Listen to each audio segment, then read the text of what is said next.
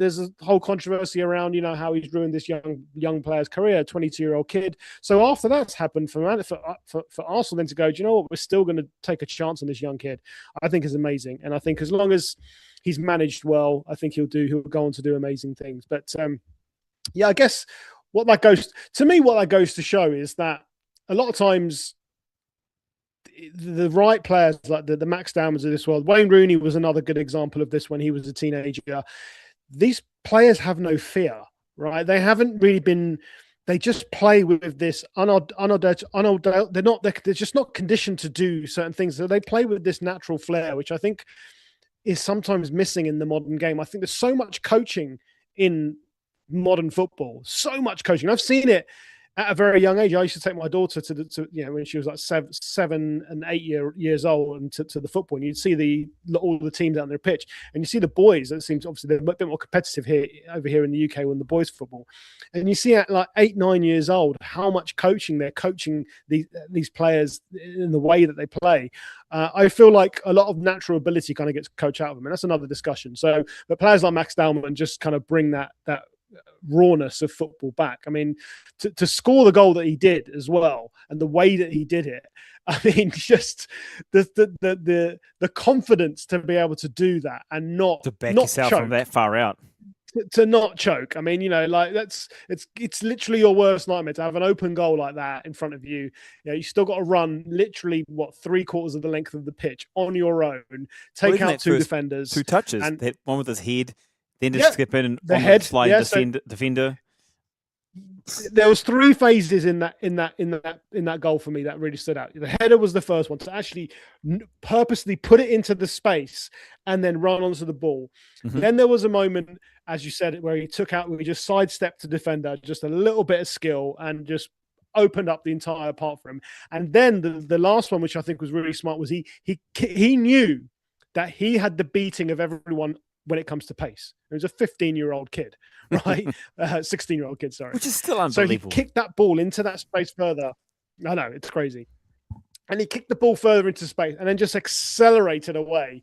And then actually there's 4 bits. There's a bit at the end, if you look right at the end, where Martinelli, who's his colleague, who's running alongside him, sees the defender coming, and he just does this little American football style check where he kind of runs across the path of the defender. So the defender has to slow down and can't catch Max Dowman. And of course, then he just slots it into the open net. So yeah, it wasn't, people can say it was an easy goal and it was an open goal. He had a lot of work to do. It wasn't the composure. He said, as he was running too, he stopped to have, well, not stopped, sorry. He just looked so relaxed as he looked back around just to double check that there was no one else.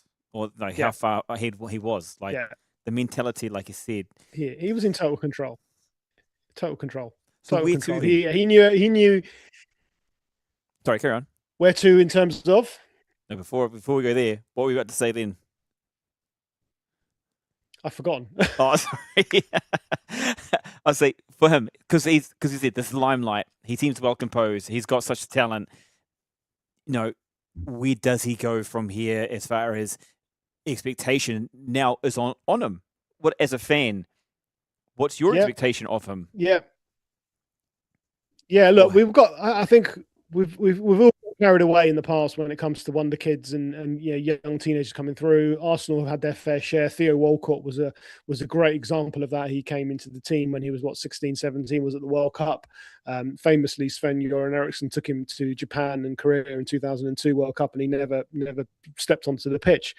And then we've had players like Cesc Fabregas come through, who again, started the club as a teenager. I think what is really important, and I think what I'm really happy to see is the club have managed him really well. They haven't overused him. They're using him sparingly. He's still at school. I mean, he's got exams coming up this summer. So they're providing him with education. He's making sure he gets his education. I think just to get him to the point where he's an adult, which is 18 in the UK. I think he signs a contract when he's turned 17, or I believe it's 18. I think I read today it was 17 is when he has already signed the contract to actually go professional with Arsenal to sign his pro. So I think, look, getting to that stage, and then just manage him well. I think, look, at the end of the day, if a player is good enough, then they should be selected. I mean, you can look over in Spain and Barcelona, they've got their own 16, 17-year-old sensation in Yamal, right? So, I mean, this kid's, again, phenomenal. And we've seen it before with Messi. If you're good enough, you can play at this level. You should be playing. So why not? No, I think you should be playing. I mean, Arsenal are blessed with talent. He seems to play on that right-hand side, which of course is Bukayo Saka's, favorite position as well. He can play in the number 10 in the hole. You look at both those positions at Arsenal, they're blessed with talent. You've got Bukayo Saka, you've got Noni Madueke who plays out on the right. Then you've got someone like a Max Dowman. You've got the number 10 position. I mean, gosh, that's stacks. You've got Eze, you've got Martin Odegaard, who's the club captain. You've got Kai Havertz, who's played in there. You've got Max Dowman as well. Now you've got there's a lot of good players there, but that doesn't mean that you can't have all of those players in the club and provide competition. If next season Max Dowman comes in and he does well and he has a spell of games, yes, why not put him in for the games? If you can show the temperament, if you can stay injury free as well. I don't know what his injury record is like. I don't think he's had too many major injuries, but as long as he can stay injury free at this age, that's important as well. Then I think just use him sparingly, and if he's good enough, play him. Why not? Okay, got more questions for you. Before we do that one, just quickly, this episode brought to you by Buzzer. Make sure you download the application off Google Play, Apple Store, and Google Play. So, my kind of next step on this one is for Max. How early could be early for him when it comes to international? Will he definitely be going with England? Because you already talked about the Spanish sensation. I don't know his name. I forgot his name, but he's already played or playing for Spain. Yeah. So when does Max come to that equation? I don't think this World Cup that's coming up at the end of the season is the right time for a Max Dowman. Definitely not. I think that would be like what happened with Theo Walcott. I'm pretty sure it was Japan 2002 with Sven-Göran Eriksson. He took Theo Walcott to the World Cup. A lot of people said that at that young age, not ruined his career, because he did have a relatively okay career, Theo Walcott. Maybe it was too soon for him to be put into that England setup. Now, I understand the benefits of going to be with the elite of your country and spending, a month at a tournament. Well, like hopefully you get a month, but you're spending weeks away at a major tournament, and you're embedded, you're working with them, you're training, you're seeing how these players work. But I think with modern football now, the types of clubs these players are at, like a Max Dowman, they're getting that on a weekly basis anyway. They're seeing their teammates and the Ezes of this world, the Havertz, the Gabriels, all these players around them who are world-class players. They're getting all of that anyway. They're getting that exposure. So I understand the international exposure. I think you look at typically what the players that get selected for their international teams, it's usually players that are playing on a regular basis. So I think if Max can get some regular game time over the next season, then again, if you're good enough, then why not? Like, why not play for your national team? Again, you look at the likes of Saka and people like that; they've been playing from a very young age at full international level. So I think the bar is moving about when can a player play. So I think from next season, I think. Yeah, especially amongst that. So look, he's already been involved with all the youth team setups at England from the age of I think 10 or 11 or 12 or something like that. So he's already been involved in that kind of setup.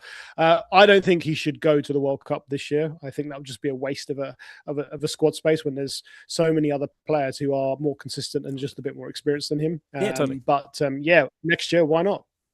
I love the point you put about if you're good enough, go. Because on the flip side, we look at F1, Kimi Antonelli, 19 years old, winning a Grand Prix against all odds. But he's had that same thing you talked about. He has been there in that space for the last, years. He's been in F1 top division, or F1. He's in F1 for the last 2 seasons. Did extremely well last season. Surprised he didn't actually get a race win last year. I'm surprised. Because there was so much dominance from McLaren and stuff like that. But anyway, that's F1. Step away from that. But again, youth athletes, how much younger can this get? Can we? But it's happening. I mean, it's happening at both ends of the spectrum, isn't it? You look at the players in, especially we're talking about football here. Yeah, you look at Ronaldo. He's what, 40 something, or 40, and he's still chasing 1,000 goals. Lionel Messi is still playing. Okay, it's in MLS, and okay, you could argue Ronaldo's playing in Saudi Arabia, and it's not kind of top level football, but it's top level in the country that he's at. Lionel Messi's still doing it and still scoring goals. These are all still going to. These appearances and goals are still going to count on their record.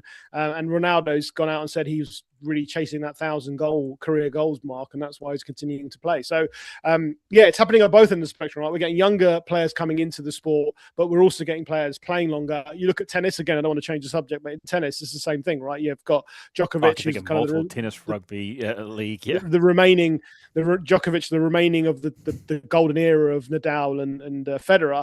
But then you've got the Carlos, the Alcarazes of this world coming in, Sinners of this world who are coming in at that younger age. So I think in all sports you're getting that stretch of the age spectrum, which I think is only a good thing. It's a great thing to see. Can I even think about is it Emma Raducanu or the name? She was quite young when she won her first Wimbledon as well, and then they expected her to kick on. She hasn't kicked on yet after winning Wimbledon, and it's like I don't personally like Wimbledon. I think she won. Was it Wimbledon? I think she won the US or Australia. US Open, sorry, I'm pretty sure she hasn't won Wimbledon. US Open. Yes. Yeah. Correct. Okay. Yeah. Because that would have been we would have made a bigger deal. We would have made a bigger deal out of that if we had an English woman winning Wimbledon. You would have known about it a lot more. Oh my gosh. But yeah, she won a major. She won a major at a very young age as well. You're right. Okay. We're going to move into our next topic. But before we do that, we've got a little bit of a different segment for everyone called Beat the Buzzer. Now, we've got no introduction or transition for that yet, but thought we're going to trial for this one here. Basically, it's Beat the Buzzer, 10 questions, 60 seconds to answer all 10 questions correctly, and to beat the buzzer. And it's something we're going to use later on. So let's set this one up so we can go through it. Sunjay's ready, eh, mate? You're sporting knowledge? Yeah. Okay, so I've got 60 seconds. Question of sport. Yeah. We started talking about every other sport, even though this would talk supposed to be about football. 60 seconds on our clock. Let's bring that one up. 60 seconds on the clock. I've got my questions right here. And yes, if you're wondering, did I make them up? No, I used technology. Yes, I used AI. So please don't even ask. All right, mate. Where's my questions? 10 questions. Are you ready to go? Let's do it. Let's do it. Do it. All right. I'm trying to actually work out my make sure I can got the questions for you and I can start this buzzer at the same time. I don't want to deprive you of any seconds, mate. I want to make sure you got the full 60 in front of you. All right, here we go. 60 seconds starts now. How many players are on the field for one football team in soccer? Easy one to start. 11. Cool. In tennis, what is the term for a score of 0? Love. Correct. Which country won the FIFA World Cup in 2022? Oh, shit. 22. Oh! World Cup. You can pass. We've got the next one. I don't know. Argentina. Yes, correct. In basketball, how many points is shot from behind the three-point line worth? 3. Yes. And what sport is played at Wimbledon? Tennis. In Formula One, what flag signals the end of a race? Checkered. Oh, I've said my noises in here. Checkered, I said. You got checkered, but we ran out of time. Flag. We ran out of 60 seconds. Oh, okay. It was a great effort, though. I can't believe you got stuck on FIFA. You ate up all your time. I know. I'm here as the football expert, and I didn't get the World Cup question. Yeah. I don't follow international football. I'm a club supporter. Club supporter. there were some other questions. I'll ask these ones anyway, just to fill it in. We had four more. So you got six. You got 6 in 60 seconds. The other ones were, how long is an Olympic swimming pool in meters? 50. Yep, correct.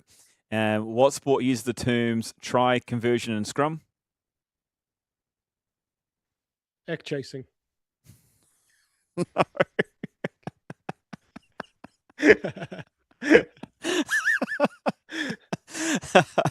In cricket, how many runs are awarded if the ball is hit over the boundary without bouncing? 6. In athletics, how many meters is in a standard marathon? How many meters? Mm-hmm. Fuck, I don't know. 42,000? Close, yeah. 42K, right? 41 point some.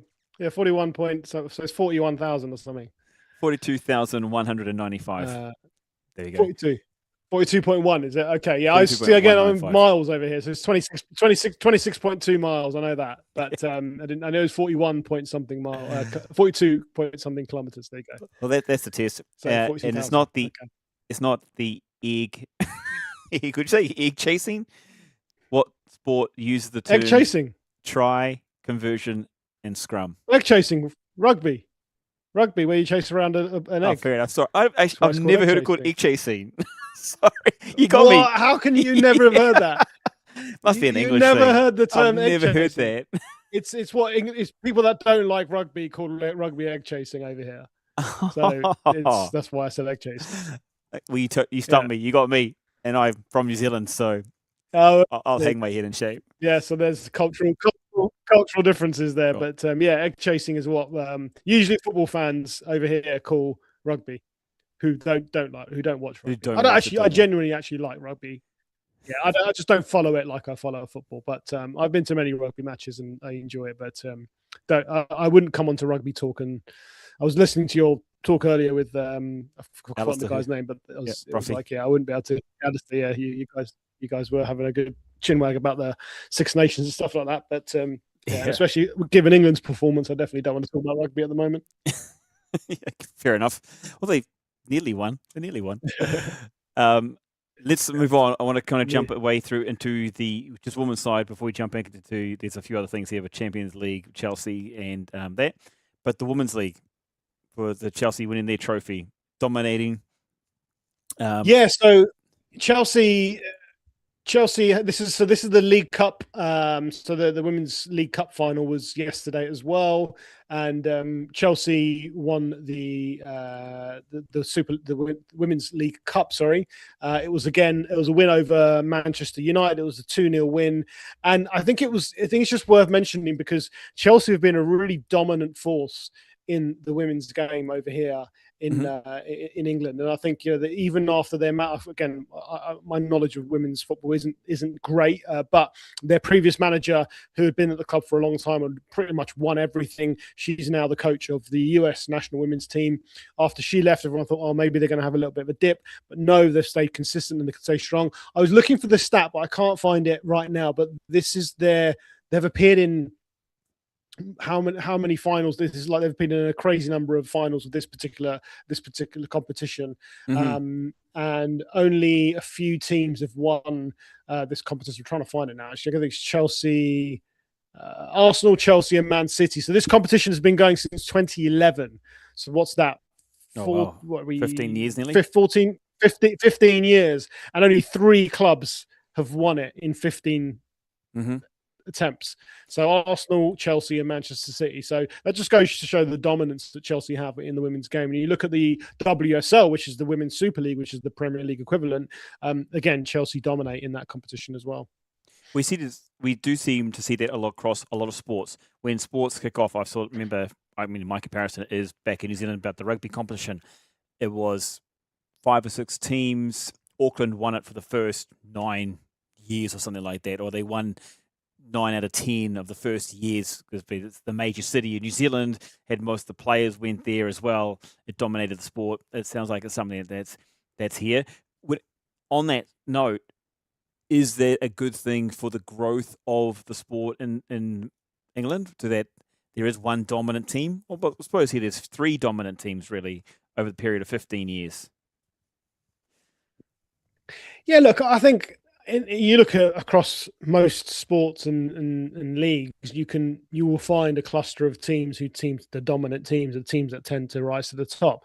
I think American sports are slightly different because of the way that the finances and the structure, like within, you do get dominance, but then you do get other period where those dominant teams do fall off a lot. Whereas in sports like football and things like that, you tend to see more dominance because money is what dictates how successful teams are. Look, I think it's all, the more we're talking about the likes of the Chelseas, how many times have appeared in the final, how dominant they are, that can only be beneficial for the sport itself. Women's football here has taken a massive turn. Obviously, there's been a huge investment of money from the TV network, so there's a lot of TV money in there.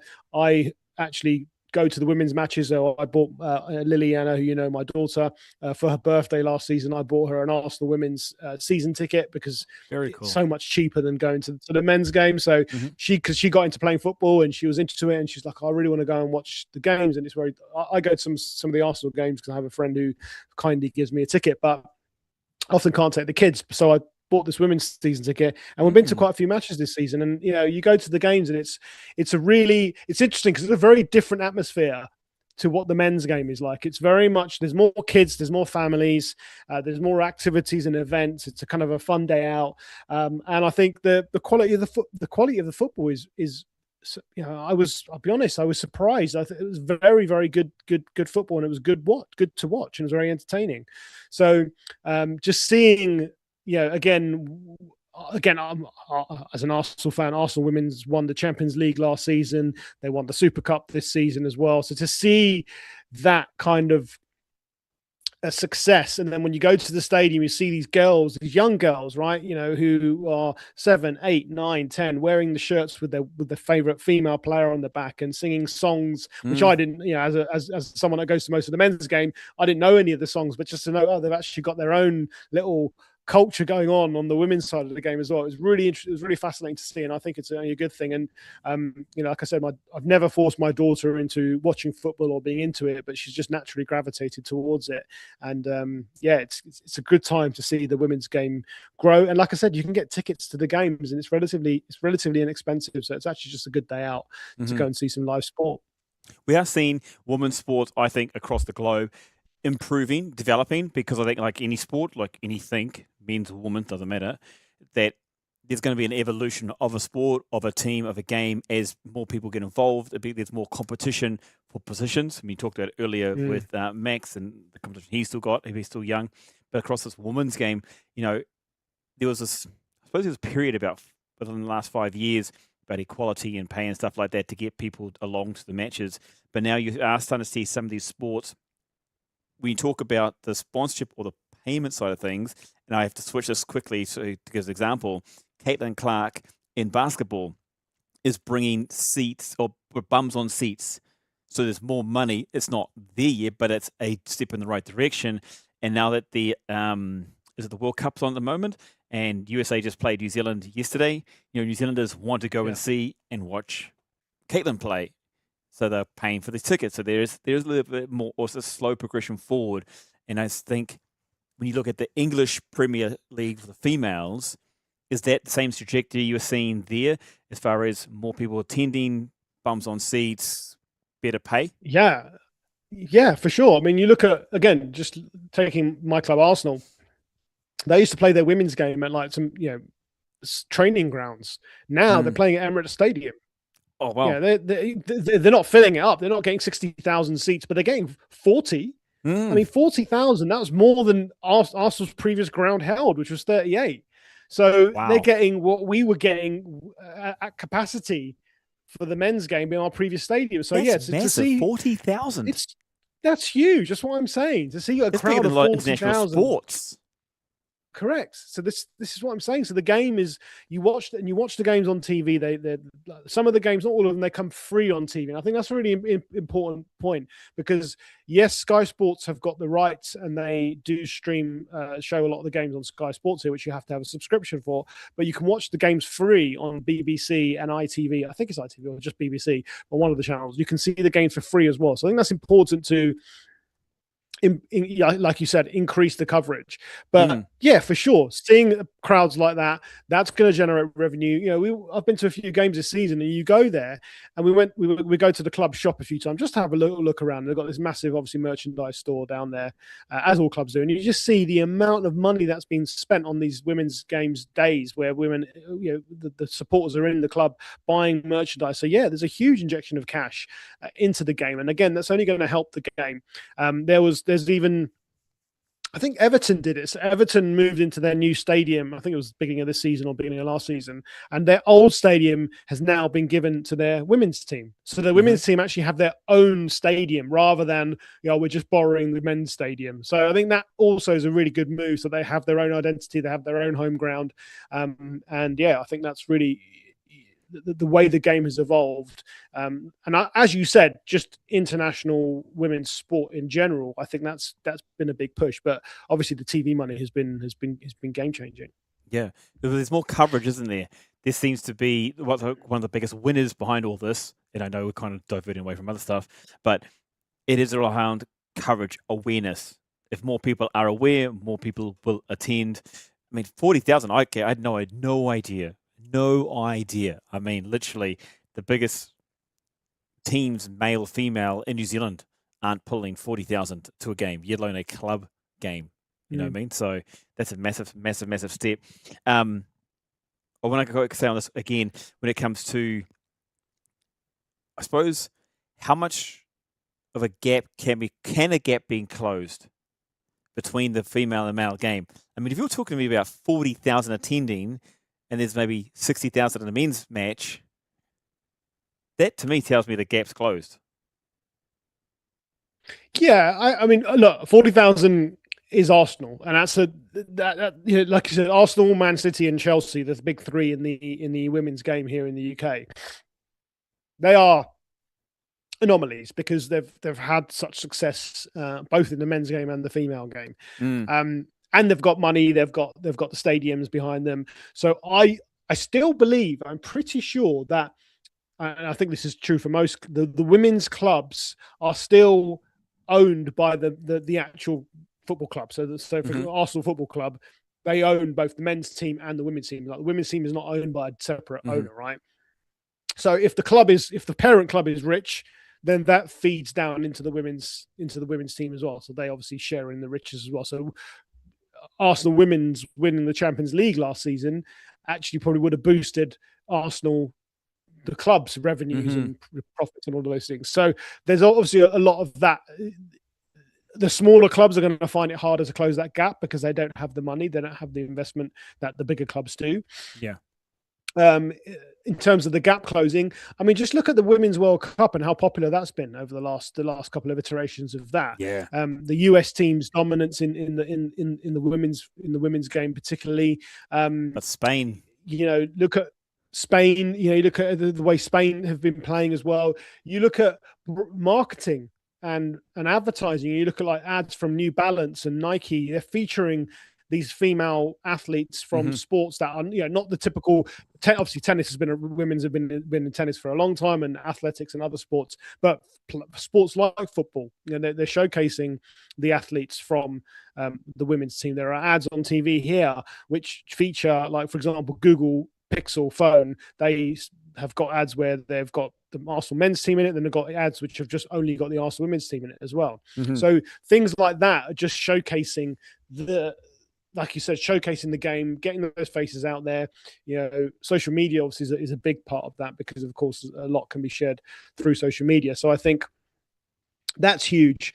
And I think the clubs themselves, you know, they're doing a lot to cross promote, the women's sport. Every time you go to a game, you'll see, adverts. You'll get emails and newsletters, and just showing, hey, go and support our ladies and women's teams as well. And that's exactly what I've done. So I think has the gap closed? It's still a long way to go, but it has closed a lot in I think the last 5 years it's closed significantly more than it has.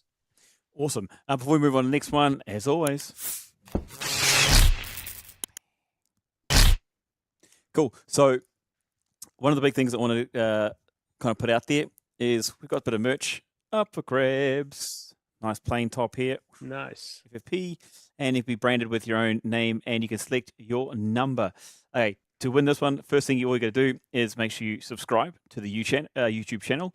Follow us on Instagram at FFP Sports, and then in this comment section, throw in the answer to this question, which was a simple one. We had it in the questions before, and it is, who won the 2022 FIFA World Cup?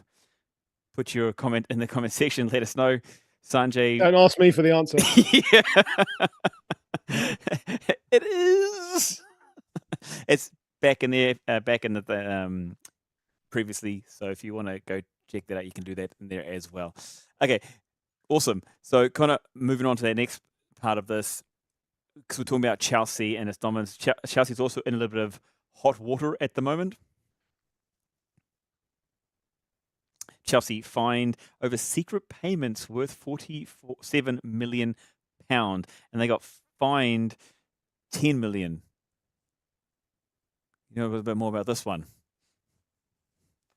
Yeah, so this is actually breaking news. This broke 2 or 3 hours ago here. I was just going on to BBC Sport to have a look at what we're going to talk about, and this was the lead article. So I haven't had a chance to look into this in great detail, but this has been something that's been going on for a very long time. The headline. Chelsea, from a very I was going to say quickly the headline on this to give a quick bit of context. Chelsea has been fined £10 million and handed a suspension transfer ban after admitting making $47 million in secret payments to unregistered agents and third parties over transfers between 2011 and 2018. That's the opening. Yeah.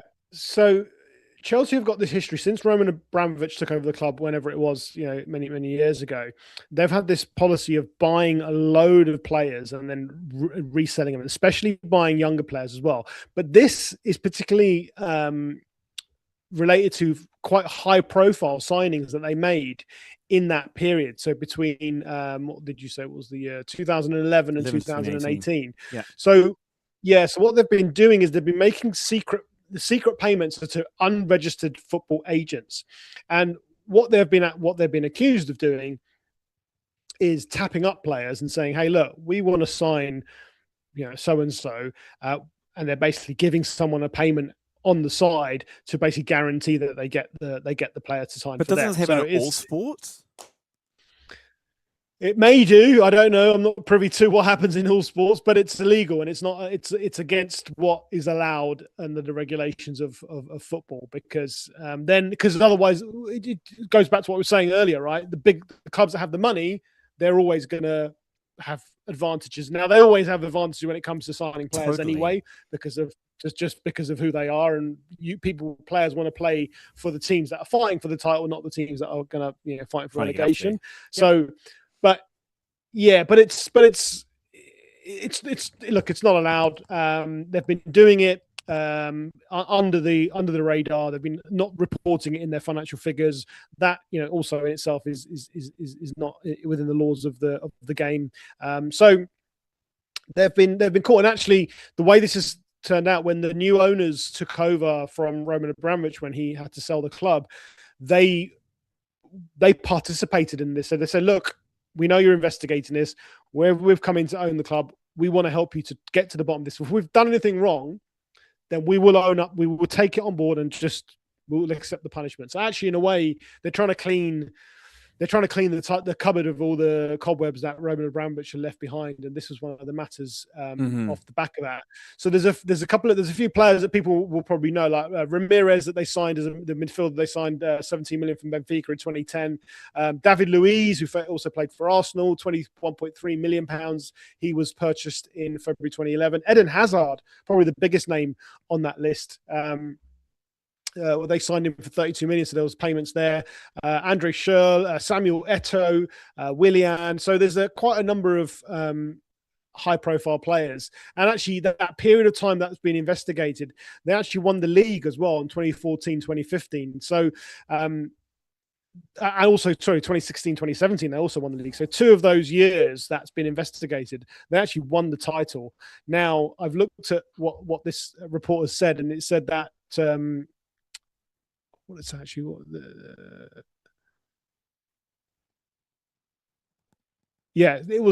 they cleared them of any wrongdoing during the season, and it didn't impact their they didn't do enough wrong to warrant a points deduction. So if they'd got deducted points, then obviously that would have impacted some of those results. I think this is what happened with Juventus. Juventus famously got stripped of a lot of their titles because they were found guilty of wrongdoing and match fixing and all sorts of things.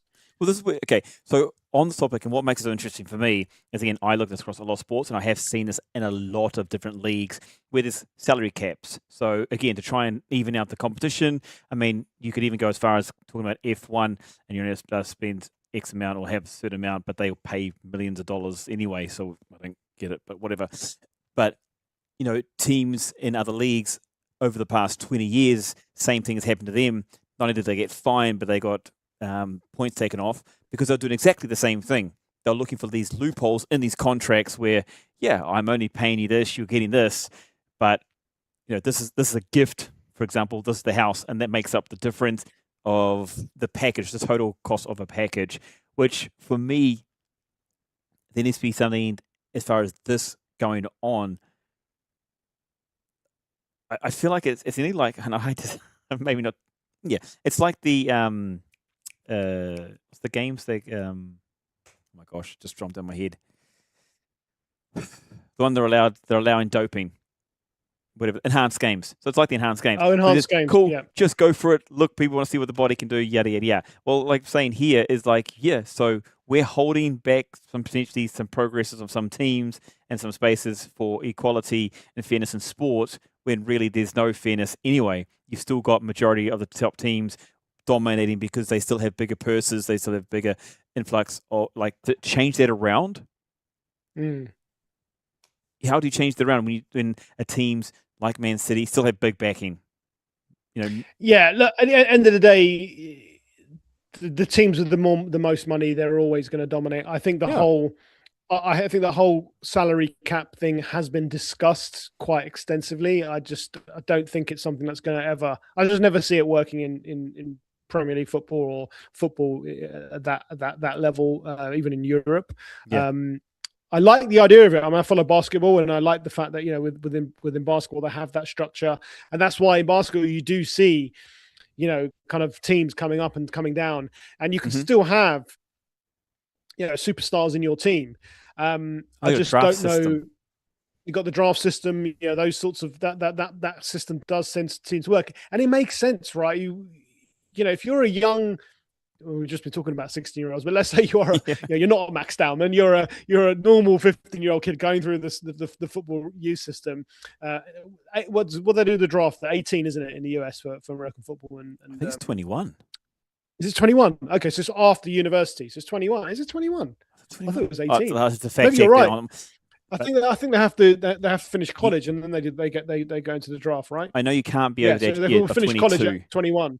Yeah, so that's okay. That's the thing. You got to be under that age to be able to enter into the draft. Yeah, but then, so let's say you did it at 18 in football, for argument's sake. You had all the best 18-year-olds in the country. If you allowed the teams with the least resources or didn't finish as well, like with the draft systems, to have the first draft picks, have the pick of the best players, those players who are naturally top of the draft, that are good players, they're going to go to a club and actually get to play, right? You look at, again, going back to Chelsea. One thing that they've done, which some people are not huge fans of, is they've brought up all these amazing young players from across the world. They've brought up some of the best youngsters in the world, and then all they've done is farm them out on loan. Yeah. So these players are coming to Chelsea, think, "Oh, I'm going to go and play for Chelsea." Then they never ever step foot inside Stamford Bridge, the stadium. Right? They get there and they're shipped out the door. So. And sometimes the players stay at the club and they don't never get game time. We've all seen Man City go and spend money on, players like, famously Calvin Phillips recently. He was playing really well, and then Man City went and bought him, and then he completely ruined his career. So many youngsters have done that. Whereas if they go to a club who is, going to actually offer them more game time, they're going to get regular game time. That's only going to be good for their development. And then later on down the line, they will get snapped up by a bigger club anyway. And then the smaller club benefits because they get a huge fee for this superstar that they happen to get signed on a draft system. But they get the benefit of hopefully growing and getting some success with that player, or they get the benefit of obviously the financial reward when they sell the player that will give them boost. And again, it starts to level the playing field. I just can't see it happening in football. I just can't see it happening. But you never know. Do you think, what about the draft system? Would that assist? No. Can't see it happening. I think we've spent too much money now. The clubs have spent too much money on scouting networks, on putting things in, academies, and putting things. There have to be a really huge upheaval within the game itself for it to level out into a draft system. I mean, who's going to fund the draft? Where are the players going to go? There's going to be some sort of central. I don't know. I think there's a lot of work to be done before we can start talking about a draft system. In certainly in football, I personally can't see it happening. Mm-hmm. Okay, we'll leave it at that on there then. We go for a while. There's another kind of we can roll into here because Arsenal, you called it before. You talked about the quadruple Champions League. Let's have a look at that. We're going to talk about a little more. Obviously, we're going to talk about Champions League. We're going to talk about Arsenal. I saw on. I forgot the show with Katie and Mitch and Thierry Henry and Jamie, and they did their predictions leading who would win. Obviously, they're picking their own winners, but Arsenal, how's the chance for them to win the Champions League? And will it be a priority? Yeah, so this week is the round of last 16 Champions League second leg games. So we had the first leg games last week. This week we've got the second leg. Arsenal are at home to Bayer Leverkusen, which is the German team who won the league, won the Bundesliga last year. They were actually unbeaten. I think they're undefeated. They were invincible, just again, same as Arsenal did famously in 2004. Can they win it? Well, look, they're still in it, so technically they could still win it. If you look at the draw and the side of the draw that they're on, they have the more favourable draw. So if they do win their games, then they've got a good path to it. They can. I do think they can win it. They came close last year when they lost in the semi-finals to Paris Saint-Germain, who eventually went on to win the competition. I think if they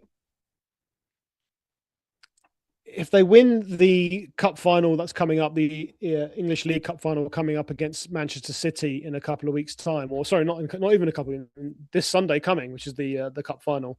I think if they can win that, then it will just give them a big boost to want to go on and win the bigger competitions. But I think if you deep down ask them, hand on heart, which one would you rather win, the English Premier League or the Champions League? I think most of those players would pick the Premier League.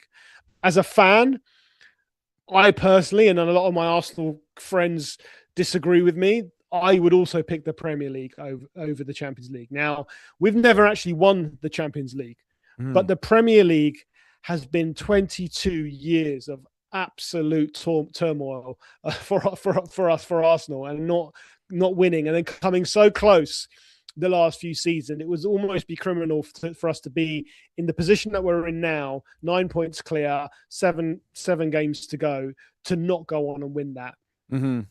Yeah. The Champions League for me would just be a huge bonus. So I can see them realistically, people are talking about quadruples. I'm not even entertaining that discussion. It's never been done before. There's a reason it's not been done before, because it's really hard to win 4 titles, in a season, especially in England. So look, I think no one's done it.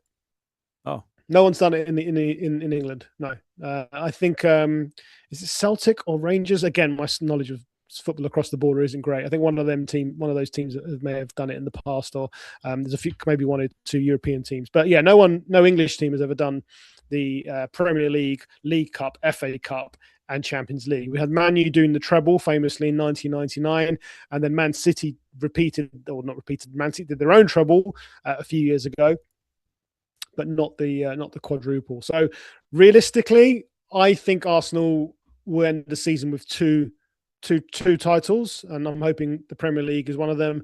And then it'll probably be, I think we'll beat Man City in the cup final on Sunday, and then who knows in the FA Cup. The FA Cup as well, we've got Southampton as the game that we'll be playing again. Relatively favourable, and not counting your chickens, and anything can happen on the day, but we're not up against a tough team in that competition either. So that will actually be a game where you'll probably see Max Dowman come back in and be given a few more minutes, because it's the perfect type of game for a player like that. Mm. What do you know? What I know it's not your personal priority on that. If it's not Arsenal, who do you see winning the Champions League? Oh, that's a good question. I think Bayern Munich probably are are the team that are looking more likely. They're blowing teams away. They're literally, they won 6-1 in their first leg of this round against Atalanta.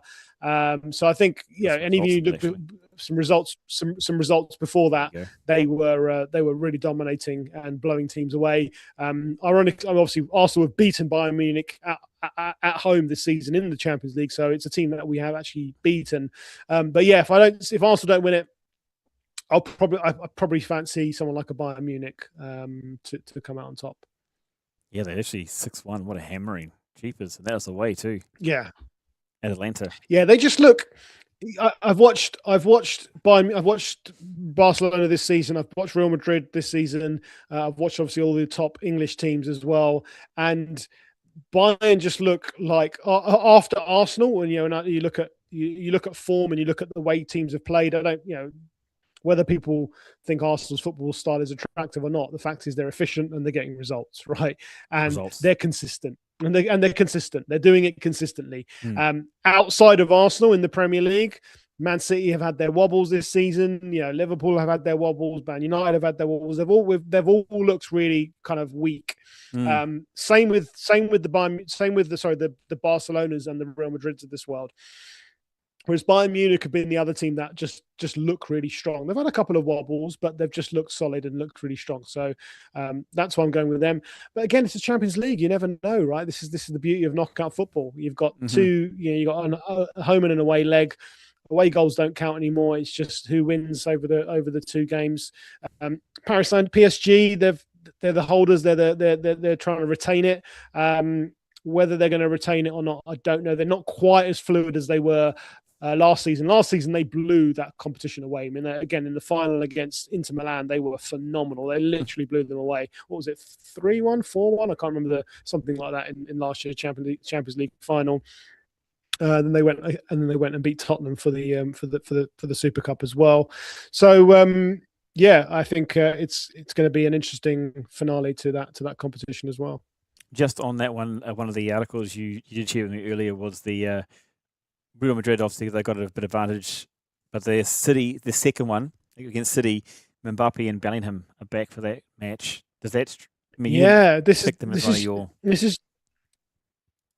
No, I didn't. But it's a huge boost for Madrid to have two of probably arguably their best players, in Jude Bellingham and obviously Kylian Mbappe back in for that fixture against Man City. Man City are 3-0 down.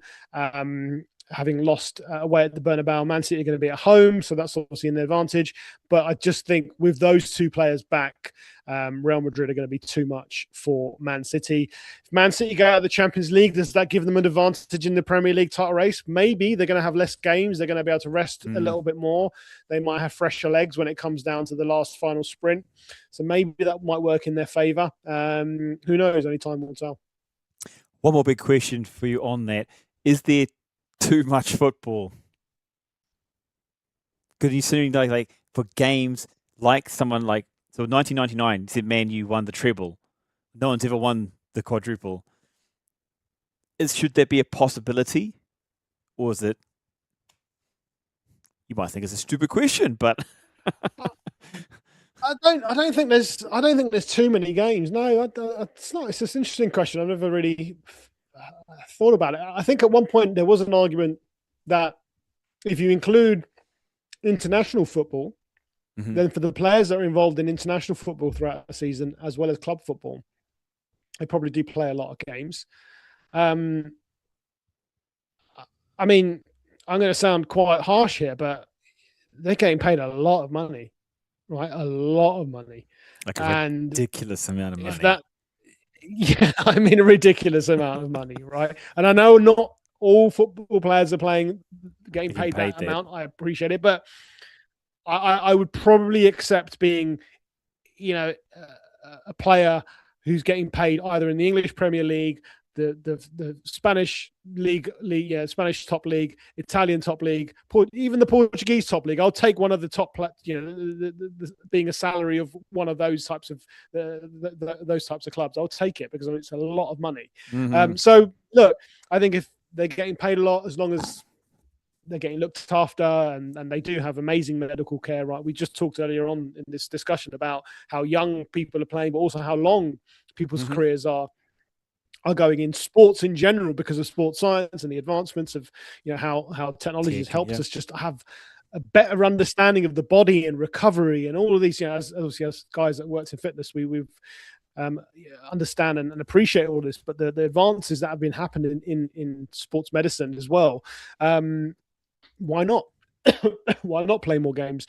So no, I don't think there's too many games. But I think if you do look at the internationals as well, then there probably are. This is where the argument comes where clubs don't like it. That whole argument started because players were getting injured when they were on international duty. Now, players don't get paid when they go and play for their their country, right? They're still technically being paid by their clubs. Yeah. So the clubs started getting annoyed that, hey, we're paying these huge salaries, which we've just spoken about, and they're going away and playing for their clubs, their country, and they're coming back injured. So what are we going to do about this? We're losing out on an asset. So, I don't think there's too many games. I think there's a good amount of competition. I do think that UEFA have messed around with the format of the Champions League, the Europa League, and now we've got the Europa Conference League as well. I think that's only increased the quality of football because now the teams who are not, you look at the Premier League, you got 20 clubs. One of them can win it, 3 are going to go down, and then another 3 are going to get Champions League football. So you've got top 4 plus the bottom 3. It gives that the Europa League and the Europa Conference League, it gives the teams that are finishing like in the top 10, 9, 8, those clubs that are sitting around there, it gives them a chance to get into European football. It gives them a chance to increase their revenue for the next season through being on TV at these events. So I think that's actually been a good thing, even though I'll be honest, if my club's not in those competitions, I don't watch them. I will, but if Arsenal are not in the Champions League, I will still watch the Champions League because it's the top echelon of football. That's just me. Other people might be different, but so yeah, that's what I think. I love it. Okay, one more question before we go and wrap this up, because this is football. Let's go our first episode on this. Obviously, we want to do more regular things. Hold on. We can't not talk about Tottenham Hotspur. We can't come on here and not talk about. Tottenham going to get relegated. Dig them a hole, a grave. You're trying to throw them out of the competition. I mean, okay? Hold on. Yes.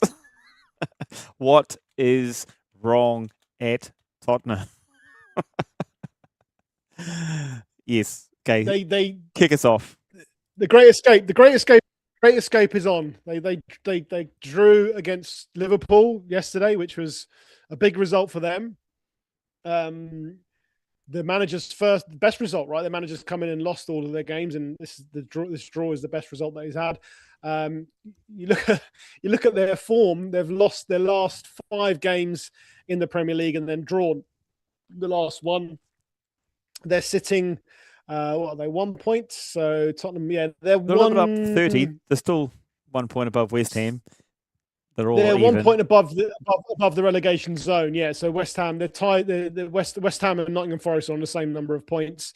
They've got goals in hand. Better goal difference. They've got better goals in hand. So they're in a good position. I say good position. They're in a relatively not a good position. Not for a club. They're not. It could be a lot better. 30 points. Typically, you say in the English Premier League, 40 points guarantees you safety. So you need another 10 points from 8 games. Mm-hmm.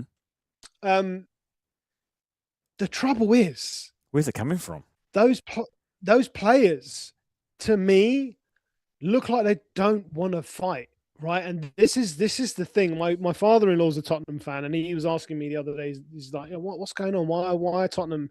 Why are these players not turning up and playing?" And I said, the reason is the majority of those players were signed, and they came to Tottenham because they were a Champions League club. They had Champions League football. They were fighting, for trophies. Yeah. Okay, but in order to get in Champions League next year, they have to win it. Which, look, let's be brutally honest. I don't think anyone's putting money on Tottenham to win the Champions League right now, especially given what they did against Atletico Madrid last week. So these players have been signed to Tottenham to go and win things and play at the upper echelons of football. Suddenly, due to whatever reasons, bad management, injuries, call it what you want, Tottenham find themselves in a relegation dogfight. And the reason it's called a dogfight is because it's dirty, it's hard, it's horrible. Nobody wants to be in a dogfight. Mm-hmm. So these players, their mindset is, well, hold on a minute. I don't want to be fighting just to stay in this league. I want to be fighting to win the league or even potentially qualify for the Champions League next season. And they know, right? They know that I will get another club. I will end up at Sporting Lisbon, or I'll end up going to Napoli or in Italy, or I'll go and sign for Aston Villa at the end of the season. I'm going to be okay. Again, it comes down to money. They're getting paid a lot of money. Especially even for a bottom of the table team. The payment is ridiculous. I just love hearing people call Tottenham a bottom of the table team. It just makes me laugh every time. But no, you're right. They're getting paid a lot of money. They've got this huge stadium, which is going to look completely out of place in the Championship. Look, I think all jokes aside about Tottenham, I think there's a serious problem at that club where the players don't seem to buy into what the club are doing. They go through managers, like nobody's business. There's been issues with the ownership. Obviously, Daniel Levy has stepped down. It doesn't seem to have made a difference with what they've got to do. I think if they somehow stay up, there's got to be a lot of change at Tottenham Hotspur for them to get back to where they want to be, which is Champions League, fighting for the Champions League. Okay, look, they won the Europa League. They won the Europa League last year, which is what. Yes, the only reason they're in the Champions League this year is because they won that tournament. Look, as much as I would love them to go down, I genuinely think they're going to stay up. I really do. I think they will. They will. Well, let's have a look at the upcoming matches. So if you see here, okay, cool. That's a huge game. Tottenham. Well, yeah, it's a huge game. Bottom of the table clash. 16th versus 17th. 1 point between them. Is that a home? Yeah, that's a home game for them. So they've got to take. Look, they take a point from that, right? Sunderland away, not easy. Where's Sunderland at what? Sunderland was sitting pretty at 1 point, but Sunderland are now 13th. So that's a mid-table clash there. Brighton. Oh, it's gone. Hold on, I'll bring that up in a second. See, the funny thing when I look at this is I was like, if I was looking at this any other season, I'd be like, oh, what a nice run home. Brilliant. Like, this is wrapping up. Yeah. You know what I mean? But now it's so the games that stand out there are Nottingham Forest at home, Leeds at home. So Leeds are also down there fighting. They're one space above. They're 2 points above Tottenham.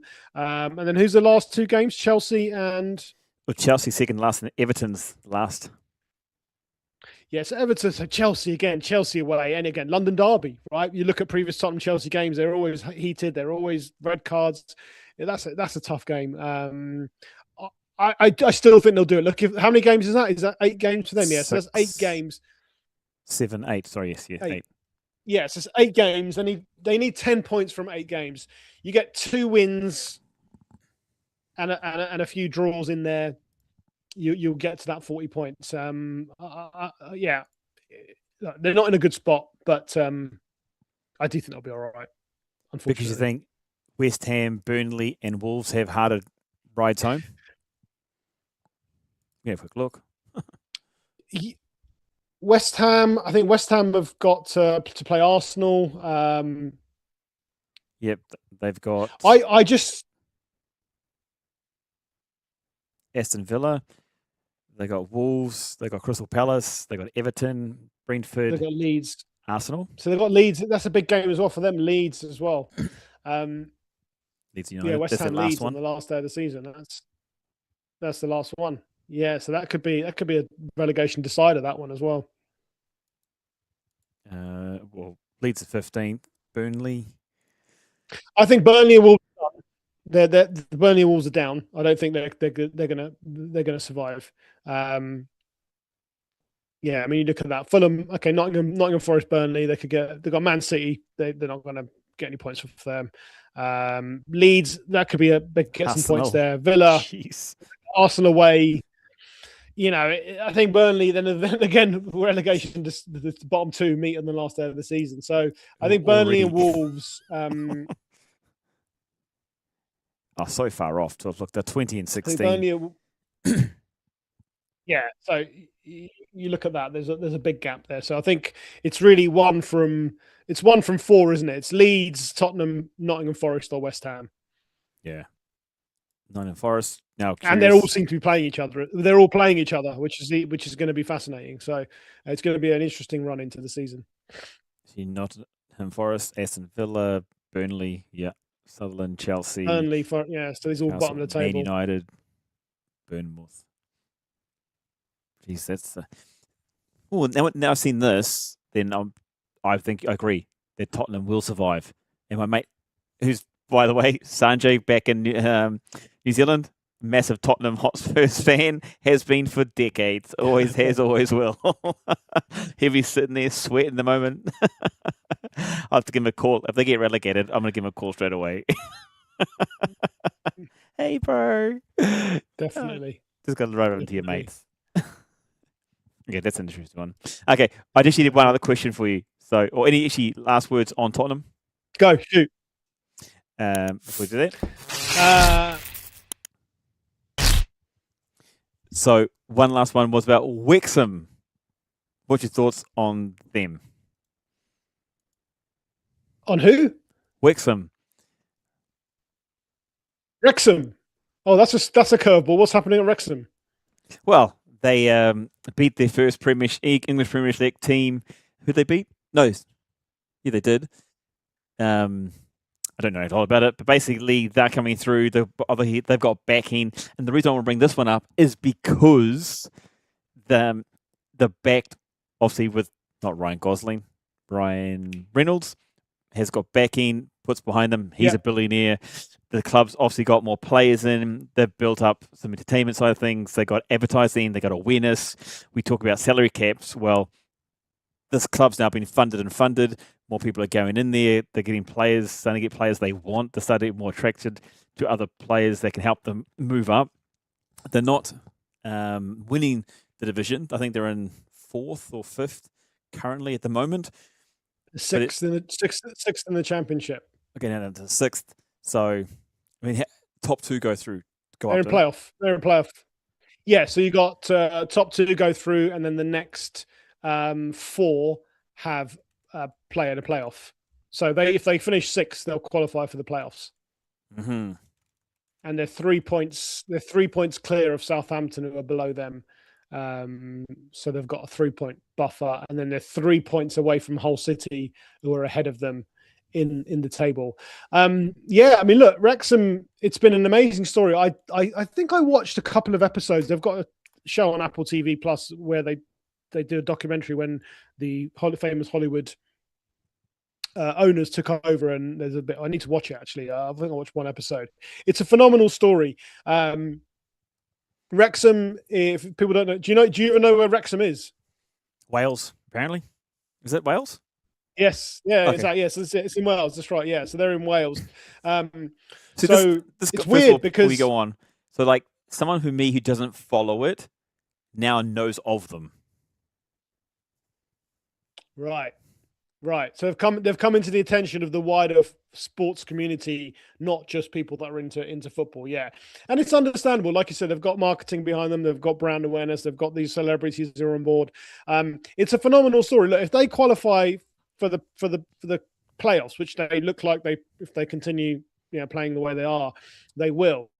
Mm-hmm. They've got every chance in the playoffs to get into the Premier League. I mean, it'll be an amazing story. Oh, there we go. I think that, so they lost to Hull. That was probably a league game. They beat Swansea, lost Hull. Who did they beat? Was it Charlton? Are they no? No. Ipswich Town. They beat Nottingham Forest, I think, a while back in January. This is February. So they're Nottingham Forest above there. That was a. Oh yeah. FA Cup third round. Yeah, so they beat a Premier League team in the FA Cup. They famously beat Arsenal many years ago in the third round of the FA Cup, which is the first round that the top teams play. Yeah, long time ago. 1990 something. I can't remember what it was. It was a while ago. No, it's a great story. I think just again the fact that it's got the attention of people outside the spheres of football. The fact that it's a small club, based in Wales, that's just come through. This is actually what I don't understand. You've got Wrexham, you've got Swansea City, and you've got Cardiff City. They're all Welsh teams, but they all play in the English Premier League. So I don't know why that is. Someone out there that knows, let me know. Whereas you've got Celtic and Rangers who play in the Scottish Premier League. They can't play in the English Premier League. So why have we got some Welsh teams who are allowed in the English Premier League and not others? And Wales also have their own Premier League division as well. But they don't play in that league. So that's interesting. Okay, did not know that. There you go. So if anyone knows why are Wales, Swansea and Cardiff allowed to play in the English Premier League, let us know in the comments. This is also another thing too. Now I've just seen this. Leicester City, who won the English Premiership, 5 years ago? 4 years ago? No, a bit more than that. Yeah, I know who you mean. Yeah, it was. What year was that? Leicester was. Gosh, I should know that. That would be a good trivia question to ask someone. Win the Premier League. Yeah, you got 10 seconds. 2015-16. So it's 10 years now. Yeah, May 2nd, 2016. What a legend. You looked it up, 2016. Me too. That's crazy to see that fall from grace, be that low in the championship, which again comes back to our point before about money being thrown in and out, teams only being successful because they've got the financial backing. Really. Yeah. Yeah. F1 teams, you can see it across other sports, league teams, basketball teams, for whatever. It literally comes back down to the dollar. Yeah. We've seen it here with these sports in the UAE as well, actually. There's a few teams here I know are just well-funded. I mean, ultimately, that's what it is. Yeah, well, that's why you've got suddenly, the Saudi Pro League is a great example of that. Why suddenly the Ronaldos of the world going over there? They're not going over there because, let's be honest, because the football is the highest quality in the world. They're going over there because they're getting paid. Well, this is the even funny thing too, because in that league, just quickly on that, they're not even top of the table. No. No, so, exactly. Where's the value? Yeah. So money's always going to dominate the upper echelons. It's just the way it is. But like you said, the Wrexham of this world. There are other teams that you could look at. Brentford. Actually, I stand corrected. Brentford. What's that? Another is actually on top. Oh, they are. Okay. All right. There you go. They actually just must have just gone there. I know they went with them before. Okay.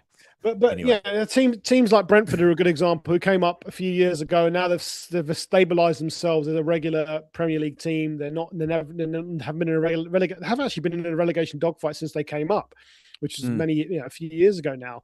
So they're slowly establishing themselves as a strong Premier League team. There are other examples of that. As well, but then yes, like you said, you got the likes of Leicester. You look at Portsmouth were in the Premier League, not that long ago. They're nowhere to be seen right now. They almost went out of, but I think they did go into administration and go out of business and get bought out and revived and all of these things. So there's a lot of that happens in football, and it is a shame to see it when you've got so much money at the top end of the sport, but then you have clubs who are just almost at the brink of going out of business at the other end. So I don't know how that gap is bridged. It's a tough one, but money's always going to dominate. Oh, well, there's always more to talk about when it comes to English football. I put English football because if you say soccer or football, it's going to confuse one group or another. So I was like, English football. Boom. Brilliant chat, man. Thanks for that. I haven't missed anything, have I? No worries. No, I think we covered it all. You nearly missed Tottenham, so I might at least spoke about that. Sure. I threw in a couple of curveballs there too with Extra Sports and Wrexham doing their thing. It was awesome. But brilliant. Thank you guys for tuning in as well. Remember to leave comments in the comments section. Give us ideas of how to develop these shows as well. Add in different segments, ways to engage. Remember, answer the question: who won the 2022 FIFA World Cup? Go into the draw to win yourself customized merch. Bam. Okay. Actually, one of the t-shirts or the plain tops on top of that as well. And if you want to give us a shout and you want to jump on and share thoughts as well, maybe we could put you through the Beat the Buzzer segment. 10 questions, 60 seconds.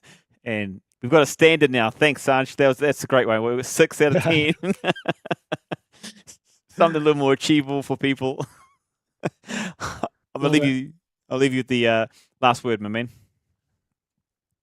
Thanks for having me on. This was fun, and looking forward to we should do this again actually before the season ends. And it's going to be an interesting run in. So we should just regularly. Let's go. Let's just do regular or whatever. Let's do it, man. Let's do it. I'm up for it. But let's just make sure it's after Arsenal have won, so I'm in a good mood.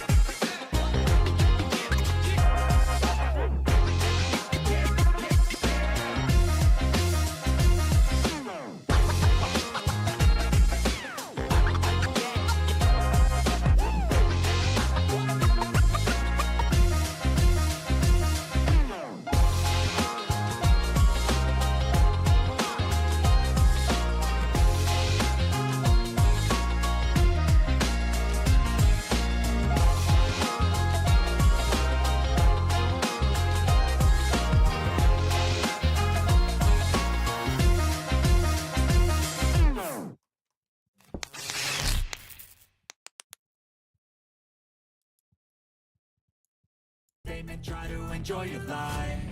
They'll try to kick you while you're down. They wanna rise up while you drown.